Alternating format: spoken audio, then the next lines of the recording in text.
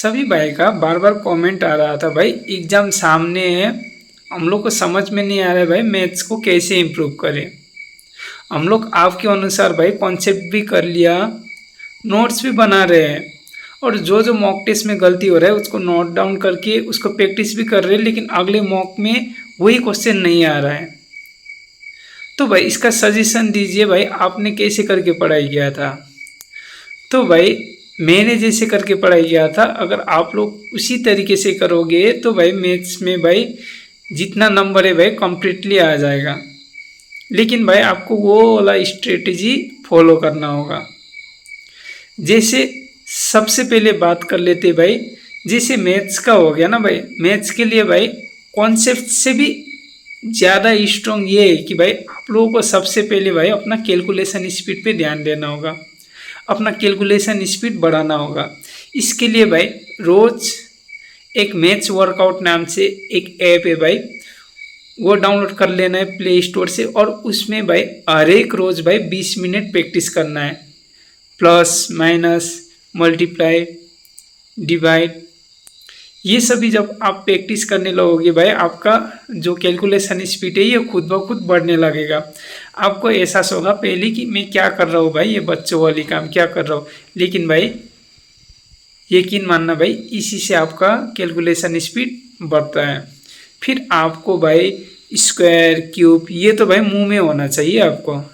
आपको ठक से बोल दे 11 का स्क्वायर कितना है 1 2 1, फिर बोल दे 11 का क्यूब कितना है 1331।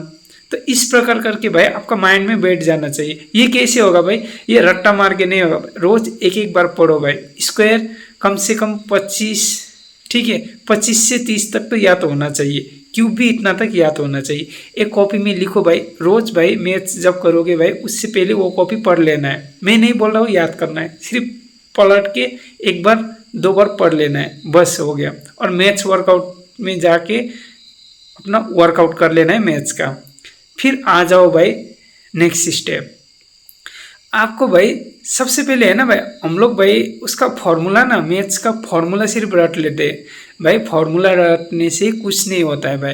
पहले समझो भाई, वो मैथ्स हो गया, कोई आपको क्वेश्चन दे दिया, ठीक है, आपको फॉर्मूला याद है, आप क्या करते हो फॉर्मूला के अनुसार बैठा देते हो। अरे भाई फॉर्मूला तो ठीक है भाई, लेकिन भाई वो क्वेश्चन समझो कि वो क्वेश्चन में क्या बोलना चाहता है, वो क्वेश्चन पूछ क्या रहा है। बढ़ रहा है तो किस में बढ़ रहा है, ठीक है, घट रहा है तो किस में घट रहा है, डिवाइड करना है तो किससे किसको करना है। भाई इस तरीके से जब आप मैथ्स को समझने लगोगे ना भाई, तो आपसे कोई भी क्वेश्चन नहीं छूटेगा। मैथ्स क्यों छूटता है, क्यों हार्ड लगता है भाई, क्योंकि हम लोग उसको समझते नहीं है पहले। तो रट्टा मारने से भी पहले समझना है भाई।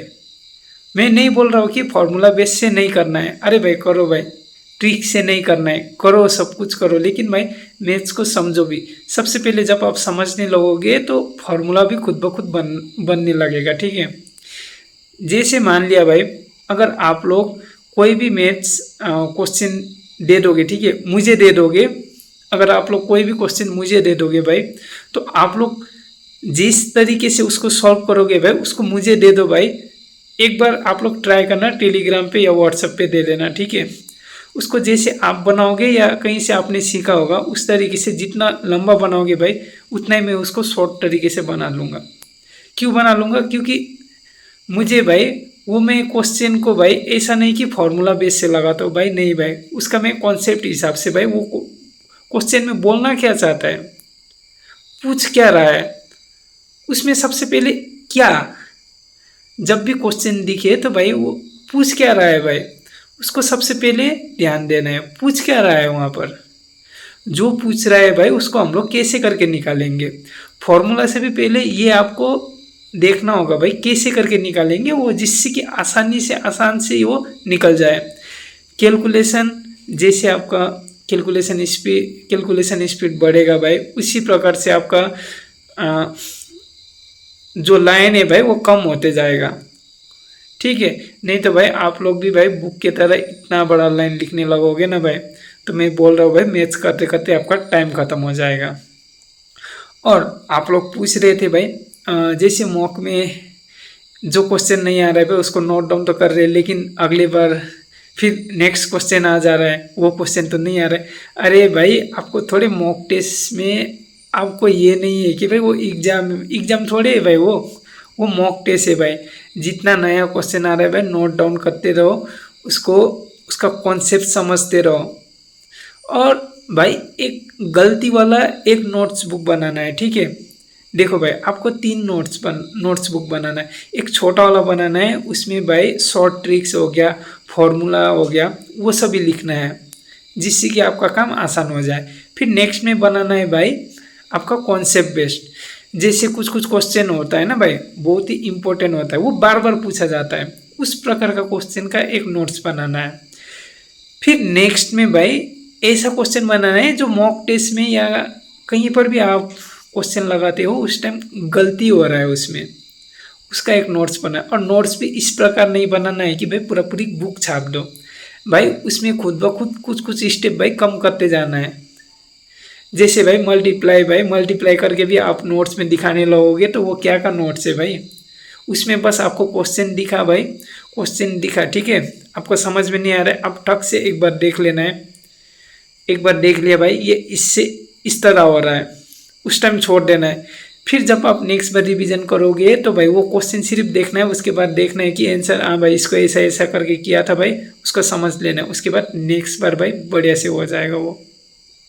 लेकिन आप लोग गलती इसी में करते हो, बड़ा सा नोट बना देते हो भाई, स्टेप भूल जाते हो या कुछ। भाई स्टेप क्यों भूलना भाई, जब आप क्वेश्चन को समझने लगोगे ना भाई तो स्टेप का ज़रूरत नहीं होगा, आप लोग बुक को भूल जाओगे। और भाई मॉक टेस्ट में वही है भाई, मॉक टेस्ट इसीलिए है भाई कि आप लोग जब न्यू क्वेश्चन आए भाई, उसको रॉन्ग हो रहा है आपका या नहीं बन रहा है भाई, उसका जो नोट्स बनाओगे भाई उसमें भी सबसे पहले क्या करना है भाई, उसका स्टेप कम करना है और क्वेश्चन समझने का कोशिश करना है, ठीक है भाई। यही है मैथ्स का भाई, मैंने भी ऐसे करके किया था, आप लोग भी अगर ऐसे करके करोगे भाई मैथ्स में कोई प्रॉब्लम नहीं होगा। लेकिन अगर आप लोग वही भाई पहले वाला ताल में रहोगे तो भाई अभी जितना नंबर आ रहा है उतना ही आएगा, ठीक है। और ऐसा मत घबराओ कि भाई मॉक टेस्ट में बार बार न्यू क्वेश्चन आ रहा है।